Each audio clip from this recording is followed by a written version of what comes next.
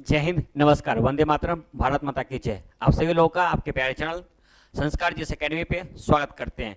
प्यारे बच्चे, यदि आप भारत से प्यार करते हैं और भारतवासी हैं तो चैनल को जितना ज़्यादा से ज़्यादा हो सकेगा आपको भारत माता की कसम है सब्सक्राइब करोगे, शेयर करोगे, कमेंट करोगे।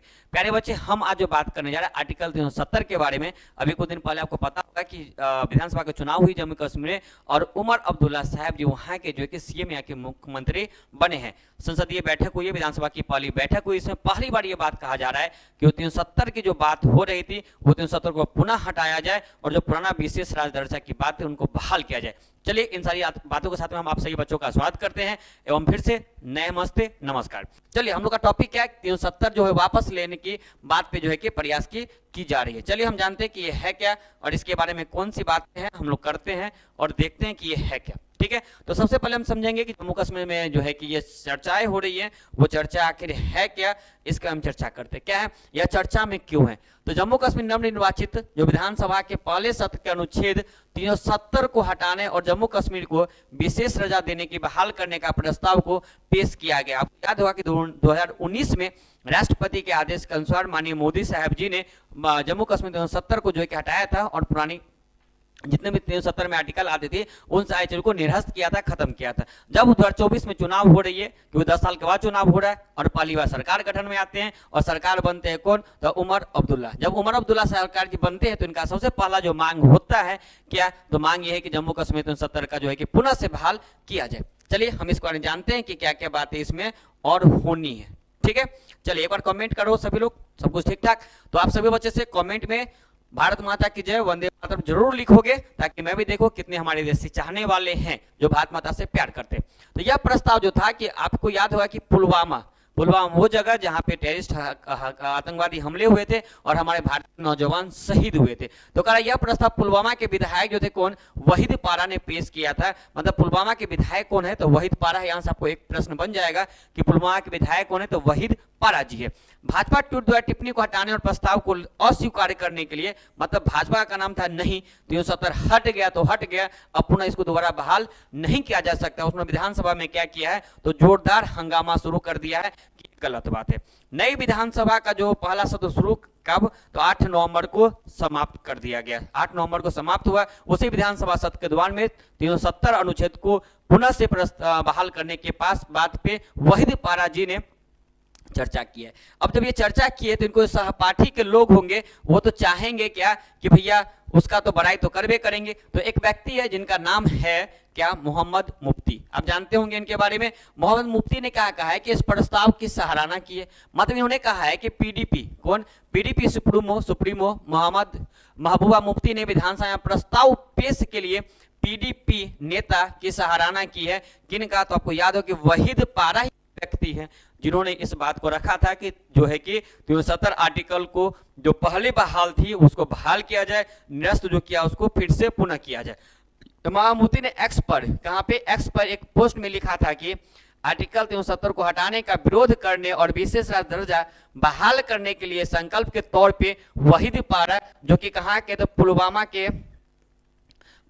है, तो ये विधायक है, उनका जो है कि विशेष तौर पे गर्व है। और क्या कि विधानसभा में इस प्रस्ताव पेश करने के लिए मुझे इन पर गर्व है। मतलब कि चोर चोर मौसेरा भाई। आप जो जिस पार्टी के अपने भाई का तो भाई बड़ाई तो करेगा ही करेगा। तो ये मोहम्मद मुफ्ती साहब का नाम है कि वहीद पारा जी ने जो भी स्टेटमेंट कही है, जो मांगे की है, वो मांगे इनका बिल्कुल सही है। और जो आपके सीएम है, जो आपके राज्य के लोग हैं, जो आपके राष्ट्रपति हैं, उनको ये बातें माननी चाहिए और जम्मू कश्मीर 370 को बहाल किया जाए एवं जो पुराना विशेष दर्जा थी उसको बहाल किया जाए। और जिस पे आपके माननीय मोदी साहब जी और वो जो थी नौटंकीबाज स्मृति ईरानी, वो अलग ही ड्रामेबाज करती रहती है, तो उसका बात ही अलग कर दो।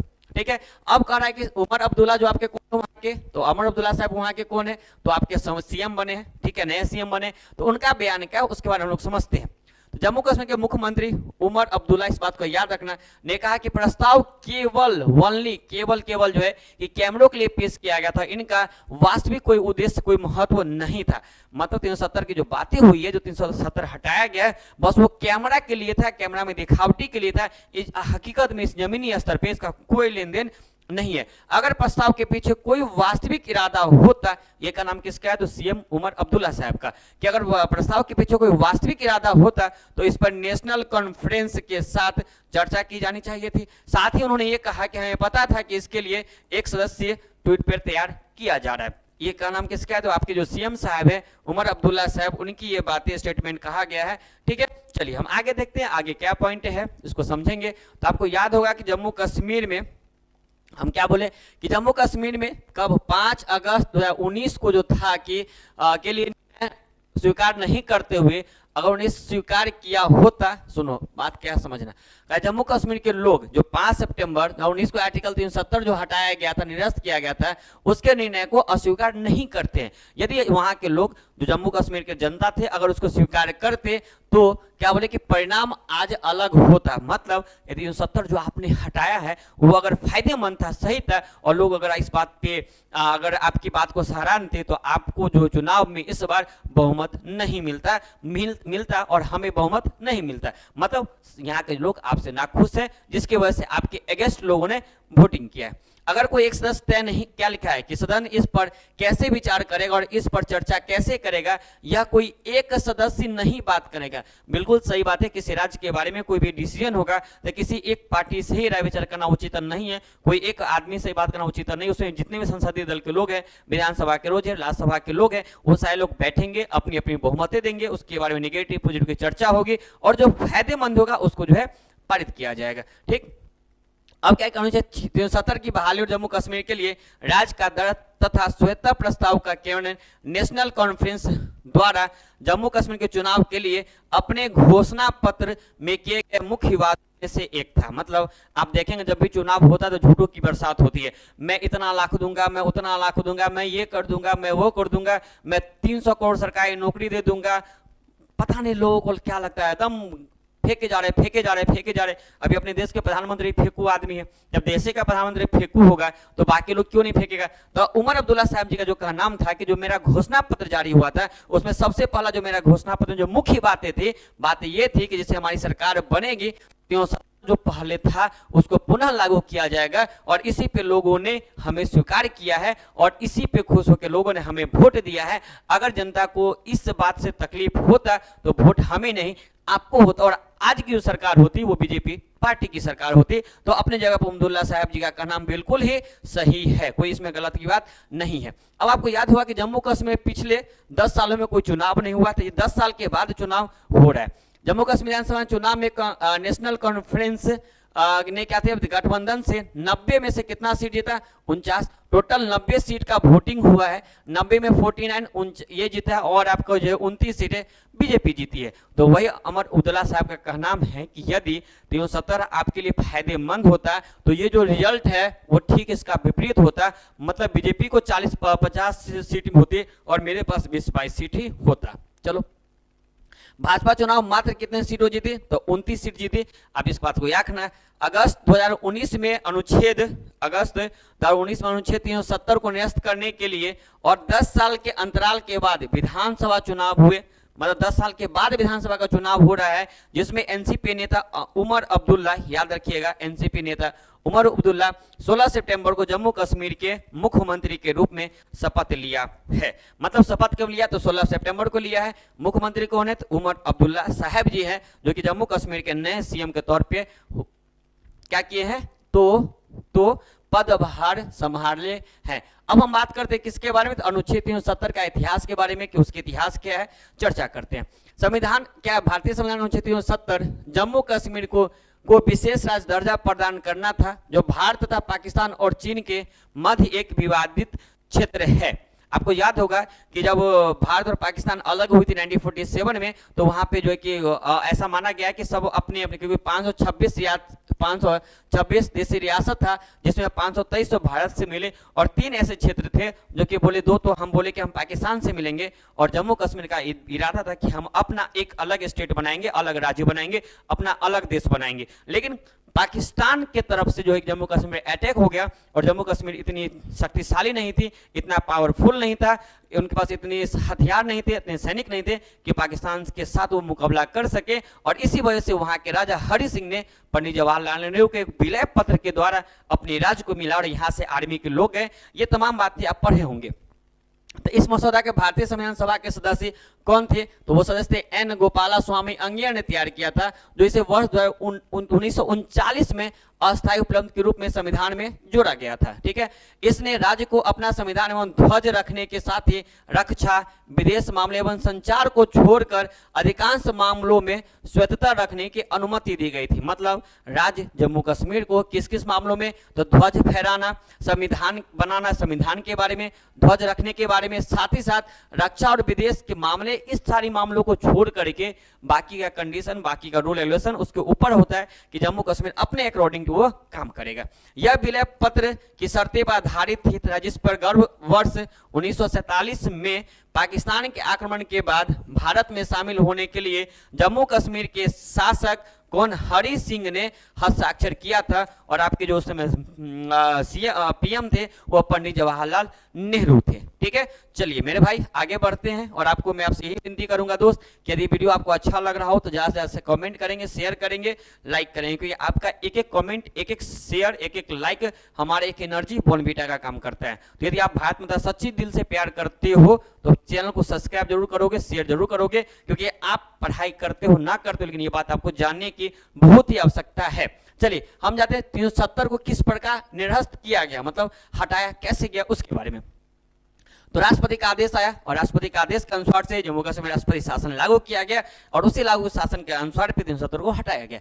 वर्ष 2019 के राष्ट्रपति के आदेश में संसद ने एक प्रावधान पेश करते हुए जम्मू कश्मीर की संविधान सभा को जम्मू कश्मीर की विधानसभा के रूप में नया अर्थ प्रदान किया और फिर से अनुच्छेद 370 को रद्द करने के लिए राष्ट्रपति शासन के माध्यम से विधानसभा की शक्तियों को ग्रहण कर लिया गया। मतलब 370 को हटाया गया, साथ ही साथ राष्ट्रपति शासन लागू किया गया और राष्ट्रपति शासन लागू करने के बाद विधानमंडल पे अपना जो अधिकार किया गया। आप देखते होंगे जिस राज्य का मुख्यमंत्री नहीं होते हैं तो वहां पे राष्ट्रपति शासन लागू होते हैं, मतलब वहां का शासन प्रशासन सत्ता जो होता है राष्ट्रपति के द्वारा ही चलता है। उनके अंगरक्षक में सारी बातें होती रहती है। ठीक है, चलिए तो ये जम्मू कश्मीर की बात है। हम आगे बढ़े कि इसमें संसद का क्या संकल्प था, संसद की क्या बातें थी, उसके बारे में चर्चा करते हैं।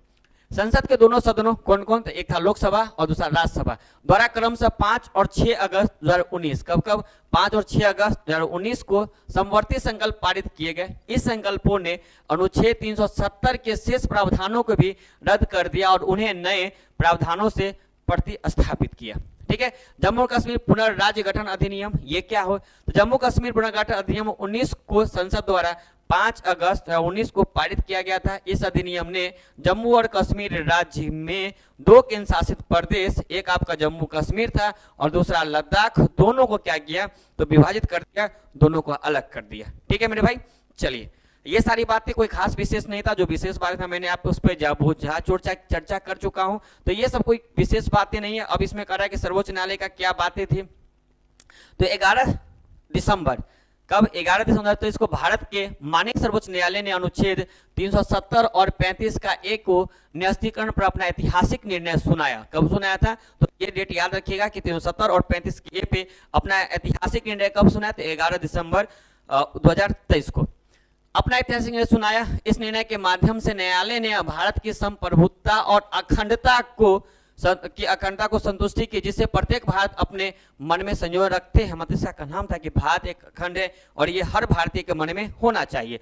सर्वोच्च न्यायालय ने कहा कि 5 अगस्त 2019 को अनुच्छेद 370 को निरस्त करने का सरकार का निर्णय, जिसने तत्कालीन जम्मू कश्मीर राज्य कि विशेष राज्य दर्जा को समाप्त कर दिया गया। ठीक है, संवैधानिक एकीकरण को बढ़ावा देने के लिए लिया गया था, न कि विघटन के लिए लिया गया था। कहने का मतलब सर्वोच्च न्यायालय ये कर रही है कि जो राज्य सरकार के द्वारा, जो सर्वोच्च सरकार के द्वारा जो बातें कही गई, 370 हटाने की बात कही गई, वो राज्य को विकास के लिए बात कही गई, आगे बढ़ने के लिए बात कही गई, न कि विघटन करने के लिए बात कही गई है। संवैधानिक एकीकरण को बढ़ावा देने के लिए क्या कहा गया है। चलो ठीक है, आगे बढ़ते हैं, आगे देखते हैं कि लास्ट पॉइंट क्या है, उसके बारे में हम लोग समझते हैं। तो सर्वोच्च न्यायालय का क्या कहना है उसके बारे में पढ़ लीजिएगा। कह रहा है कि न्यायालय ने माना है कि अनुच्छेद 370 2 प्राथमिक कारणों से एक अस्थायी प्रावधान था। 2 प्राथमिक कारण के कारण क्या था, तो अस्थायी प्रावधान था। इसने एक संक्रमणीय उद्देश्य की पूर्ति की, जो जम्मू कश्मीर की संविधान सभा की स्थापना के लिए एक अंतरिम व्यवस्था करना, जिसे राज्य संविधान का मसौदा तैयार करना था। इसका उद्देश्य वर्ष 1947, जब भी जम्मू कश्मीर की बात आएगी तो 1947 से चर्चा हर जगह होगा, जब भी 1970 की बात होगी 1947 का चर्चा होगा ही। राज्य व्यापार युद्ध जैसी स्थिति के मध्य रखते हुए जम्मू